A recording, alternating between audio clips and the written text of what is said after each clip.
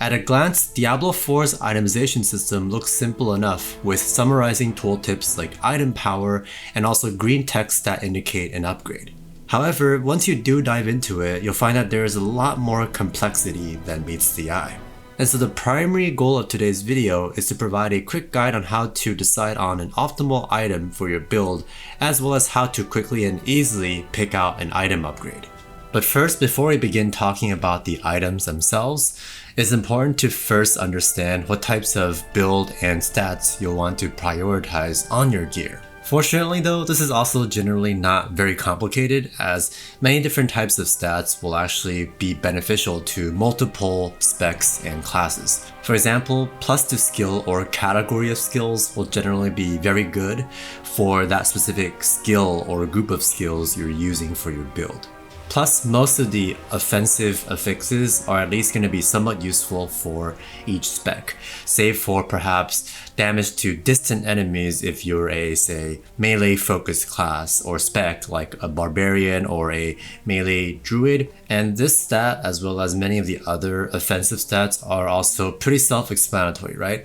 But perhaps some to sort of watch out for that are more niche are, say, overpower damage, which currently can only be activated on demand and are thus much more useful for barbarians, druids, and necromancers. And some other ones that could be slightly more niche are, say, damage to vulnerable enemies, which will really depend on whether you have abilities that will make enemies vulnerable in your build. So the more of that you have, obviously the more useful that will be, right? Again, fairly self-explanatory. And yet another one is critical strike chance or critical strike damage. Again, especially the latter, critical strike damage, will highly depend on whether your build supports more or higher critical strike chance, right? Whether you have passives that add to that or allow you to have a guaranteed crit or things like that, or whether you have other pieces of gear that also add to critical strike chance, because critical strike chance and critical strike damage synergize with each other, right? And there are yet some more, which I'm not going to go over all of them,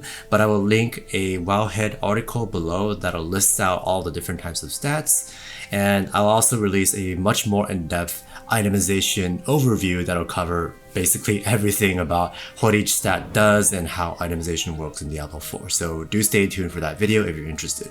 A couple additional important things that I do also want to highlight about affixes though is, first of all, stat bonuses are very important because each class will have a so-called primary stat that, aside from whatever additional bonuses that they provide, also provide a skill damage bonus, right? So for each class it's different. So for instance, since the barbarian's primary stat is strength, they receive a skill bonus which is 10% per 100 strength. But each stat can also provide some kind of additional offensive benefit and also a defensive benefit to each class. And these can actually be slightly different for each class, very interestingly.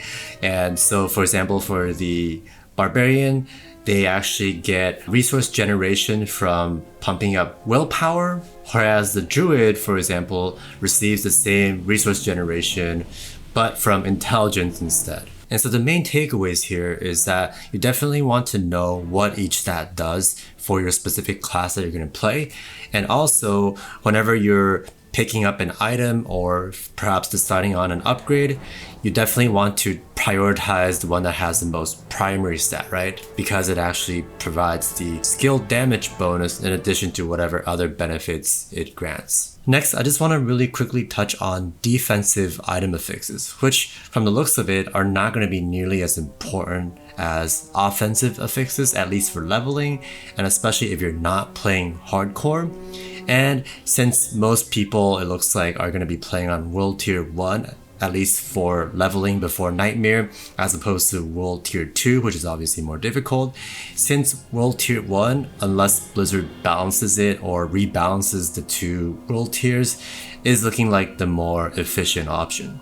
And so when it comes to choosing between different defensive item affixes, I actually wouldn't worry too much about them. Perhaps, say, if you get like plus life, that would be nice. But another main reason for this, besides the, say, relatively lower difficulty of playing on World Tier 1 is that armor itself actually will provide a huge defensive benefit, and since it scales with item power, you really just have to pay more attention to the actual item power and armor value itself for your defense on your character. And the main reason for this is that armor not only gives physical damage reduction, but also provides a very significant chunk of elemental resistances too. And so in essence, especially when leveling through the campaign and perhaps even during Nightmare difficulty, which is below level 70, you'll probably just have to pay more attention to item power along with armor value, as opposed to really going out of your way to picking and choosing between your defensive affixes, which are still going to roll on your more defensive pieces of gear, right? And so you're still going to get some decent defense usually. You just don't have to really spend effort and time to like scrutinize between those defensive attributes and pieces, or even spend resources on them as much. And now, if we're going to put things into practice, here's a way to quickly gauge whether an item is actually an upgrade, aside from just looking at the, again, item power, as well as whether there are any green numbers when you hover over each piece of gear. And while doing that will still be somewhat helpful, for example, if we're just strictly comparing item power, typically that also translates into higher armor values, for instance, on pieces of armor, and higher weapon damage in general on weapons as well, right? If you have higher item power.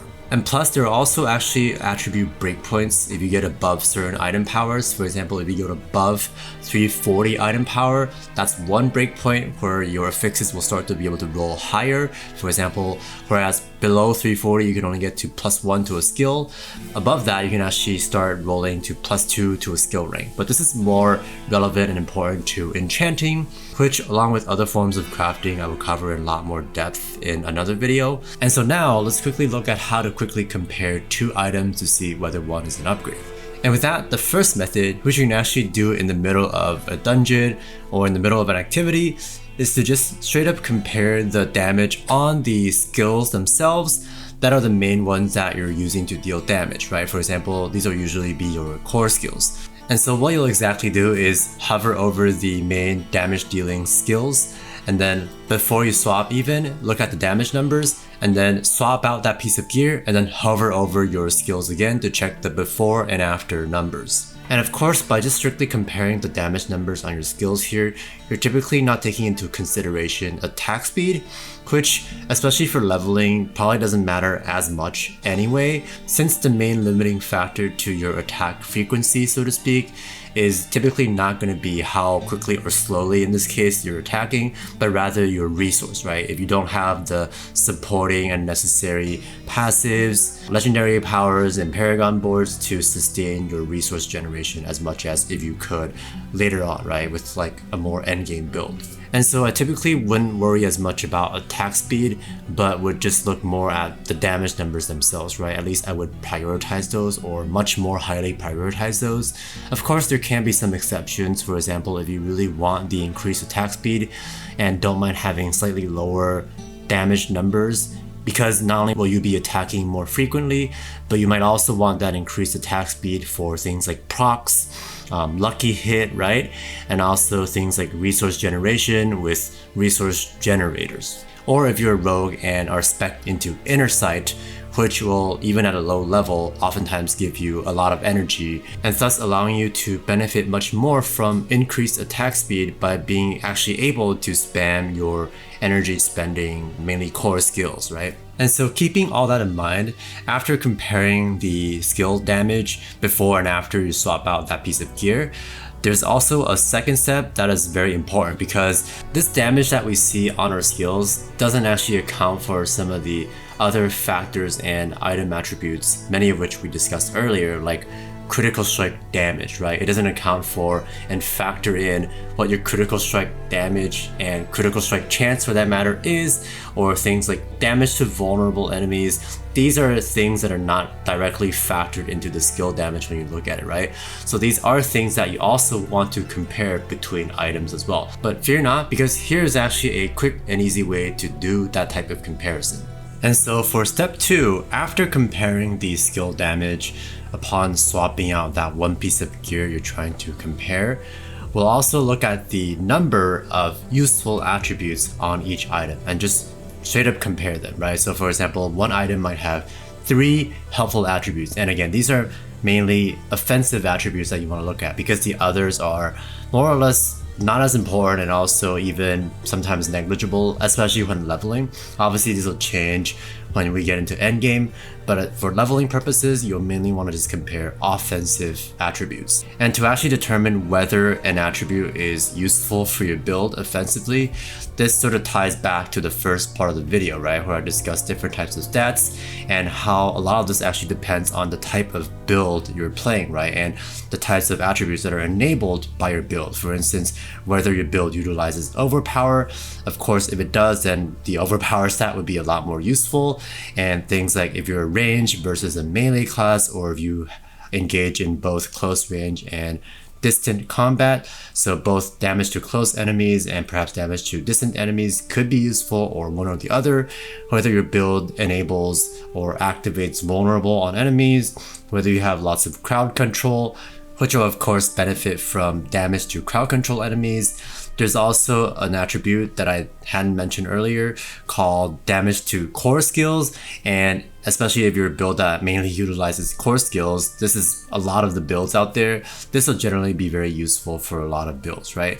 And of course, +2 primary stat is always welcome, but you'll just want to gauge how useful something is based on your build. And so these are just 2 easy steps you can take to compare gear at a glance, especially when you're leveling, when gear might not be kept that long anyway. But there are certainly other more advanced things that you can consider to, say, help determine whether an item is actually good enough for you to want to, say, imprint it with a legendary aspect that you'll be using for a while, whether you want to enchant it at the occultist, which is replacing one of the stats, because different item slots actually spawn with specific types of attributes. For instance, there are certain item slots that don't really come with any offensive attributes, others that spawn with utility attributes, and so on and so forth. There's actually some nuance and complication when it comes to different item slots as well, but that'll be covered in my overall itemization video, and crafting related stuff like enchanting, imprinting, socketing, even the alchemist will be covered in my crafting video, so stay tuned for those, which I'll link below when they're ready. Anyhow, lastly, to determine whether an item is an upgrade, especially if you're already familiar with the types of affixes that your spec favors, you'll likely much more often than not find it very easy to determine whether an item is an upgrade just by the sheer amount of power that one grants over another, right? Say with a significant item power jump. And this is especially even more true for weapons, which the weapon damage scales with item power as well, in addition to whatever attributes that it has, right? And so this video just offers a couple of additional ways for you to efficiently compare items of, say, similar weapon damage or item power. And with that, consider liking my video if you liked it or found it helpful. Comment down below if you have anything to add or additional tips. Be sure to check out my follow-up videos on somewhat more advanced guides and overviews of itemization and crafting and so on and so forth in the description box below. And with that, thank you so much for watching. Consider subscribing to my channel as well, and I will catch you in the next video. Peace.